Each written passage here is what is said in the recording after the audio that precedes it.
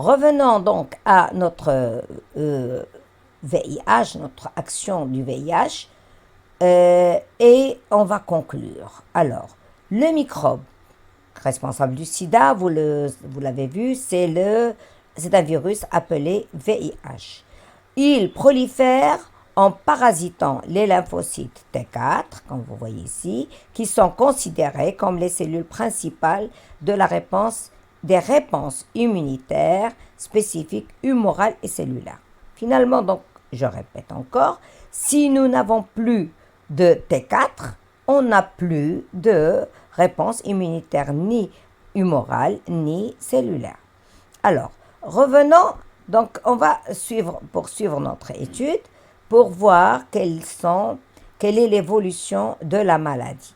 Alors, on va observer le graphe de la page 143, alors que je voudrais justement vous dire qu'il faut l'avoir sous la main, et qu'elle nous présente donc les étapes de l'évolution du sida.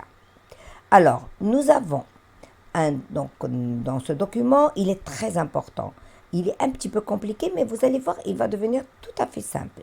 Alors, nous avons donc ici, toujours d'abord en donnant une définition à ce graphe. La quantité dans le sang en fonction du temps, en années. Comme vous voyez, de 4 ans, 2 à 4 ans, etc. Alors, donc je disais, regardez bien, la quantité dans le sang, la quantité de quoi? Eh bien, nous avons 3 courbes, soit la quantité des lymphocytes T, soit la quantité de l'anticorps anti-VIH, soit la quantité du virus VIH. Donc, il faudrait maintenant voir chaque courbe à part, puis extrapoler pour chacune voir chaque étape et puis comparer. Nous allons comparer. Là, prenons, dès ici, on a été contaminé. La première contamination au virus VIH. Alors, nous allons voir que se passe-t-il pour le virus VIH. Regardez bien, comme au début, dès les premières semaines, de 3 à 8 semaines, alors, la quantité dans le sang de ce virus va augmenter fortement, puis elle va diminuer. Et le problème, c'est qu'elle ne va pas arriver à zéro. Il ne va jamais mourir, notre VIH. C'est ça le problème. Il va rester dans notre corps, mais rester à un état vraiment une petite quantité. On va dire qu'il va rester à l'état latent. Alors, nous allons revenir pour voir ça. Et puis, il va redémarrer, mais au bout de 12 ans. Regardez le redémarrage vraiment très, très rapide de la prolifération de ce virus VIH. Ensuite, tout va descendre. Il va descendre par la suite. Alors, ça, c'est pour le virus VIH. Nous allons essayer de comprendre un petit peu, donc analyser commenter ce graphe, cette courbe. Donc, tout d'abord, contamination, puis prolifération. Pourquoi prolifération? Eh bien, parce que, tout simplement, tous les virus prolifèrent dans le corps. Il va commencer à se multiplier. Mais vous voyez, il descend ici. Enfin, la quantité dans le sang, elle diminue. Pourquoi? Alors, nous allons revoir ici. Ici, nous avons les anticorps. Au début, les 2 premières semaines, il n'y a rien. Il n'y a pas d'anticorps encore. Mais dès qu'il y a les anticorps qui vont se former, nous remarquons la diminution du virus, de la quantité du virus VIH.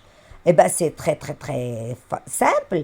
C'est tout simplement parce que nos anticorps que nous avons fabriqués vont commencer à neutraliser le VIH. Jusque-là, c'est très bien. Donc, on en fabrique au maximum, et plus on en fabrique, plus le taux de VIH diminue, jusqu'à un certain point où le taux d'anticorps reste stable Et le VIH, il continue à vivre. Pourquoi il continue à vivre? Dites-moi. Eh bien, parce que il sait très bien qu'il est en danger. Et qu'est-ce qu'il fait là? Il ne reste plus seulement dans le sang et dans la lymphe en train de circuler, mais il va à l'intérieur des cellules hôtes, c'est-à-dire les lymphocytes T4 dont nous avons parlé tout à l'heure. Donc il va se cacher, on va dire, à l'intérieur des lymphocytes, mais il va continuer à vivre une vie latente, c'est-à-dire une vie très lente, sans se multiplier du tout. Sauf par période, il peut se multiplier et puis il va être attaqué de nouveau par les VIH et puis se remultiplier et va être attaqué. Mais finalement, le virus va rester dans notre corps. C'est ce qu'on appelle, on est séropositif. On a des anticorps anti-VIH, donc on est positif aux anticorps. C'est-à-dire que si nous faisons des analyses, on va trouver qu'on a des anticorps contre le VIH, mais en même temps, nous avons le virus qui est dormant. Il est en train de dormir à l'intérieur de nos lymphocytes. Regardez ici, voilà, les lymphocytes ici, ils étaient à un certain niveau, qui descend et qui remonte, ça dépend. Et puis, regardez, ici, les lymphocytes restent vivantes. Ok, même s'ils sont attaqués par le VIH, ils restent vivantes, elles font leur travail, elles produisent des anticorps, c'est pas trop grave. Mais regardez ce qui va se passer par la suite. Au bout de 12 ans, eh ben, on va dire qu'il y a un déclic qui va se déclencher chez ce virus. On ne sait pas comment, on ne sait pas pourquoi, mais le virus va se réveiller. Et il va commencer à se multiplier. Regardez la courbe qui va remonter, jusqu'à un certain point très très important. Et plus elle remonte, les anticorps, ils vont essayer de combattre, Mais qu'est-ce qui va se passer? Puisque les lymphocytes tuent, puisque le VIH tue les lymphocytes, eh bien les lymphocytes vont mourir. Ok? Et plus elles meurent, plus la quantité d'anticorps diminue. Et c'est pour cela que finalement, on va voir que et les lymphocytes, elles meurent, et les anticorps anti-VIH meurent, et bien sûr, par la suite, et par la suite, même le virus, à la mort finale, on va tous mourir. Alors donc, pour résumer tout ça, on va dire que l'évolution de la maladie du sida, elle passe par 3 phases. D'abord, une primo-infection, c'est-à-dire, regardez, on n'a aucun symptôme, parfois une légère fièvre et une fatigue. On dit que c'est la période de la séropositivité. On est séropositif, c'est-à-dire on porte le microbe, mais il n'apparaît pas.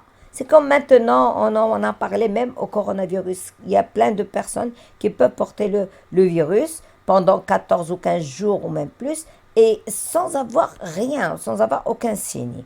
Mais elles sont séropositives au coronavirus. Revenons au sida maintenant. Alors la deuxième phase, c'est la phase asymptomatique. Mais il y a au tout début, les premières années, des gonflements des ganglions lymphatiques et les premières maladies opportunistes relativement bénignes comme le zona, l'herpès, les microbes. Donc, le virus reste en état latente ici. Donc, c'est une vie ralentie. C'est cette vie-là. Alors maintenant, au bout de 12 ans, alors il va y avoir le vrai sida, c'est-à-dire la période de destruction totale des LT4 où finalement vont se présenter ce qu'on appelle des maladies opportunistes graves, comme les pneumonies, comme les méningites, comme les cancers, tous les cancers. Et alors beaucoup d'autres maladies que nous allons voir plus tard. Voilà, alors nous reprenons. L'évolution de la maladie, elle passe par 3 phases. La séropositivité, qui dure quelques semaines. La période du virus en état latent, qui reste jusqu'à 12 ans. Et puis, ou alors on va l'appeler la phase asymptomatique. Et puis, il y a la phase du sida, qui ne dure que 2 à 4 ans. Donc, c'est une maladie qui est très lente à se développer, mais qui, hélas, lorsqu'on l'a, on finit par mourir, n'est-ce pas? Parce qu'on perd toute l'immunité.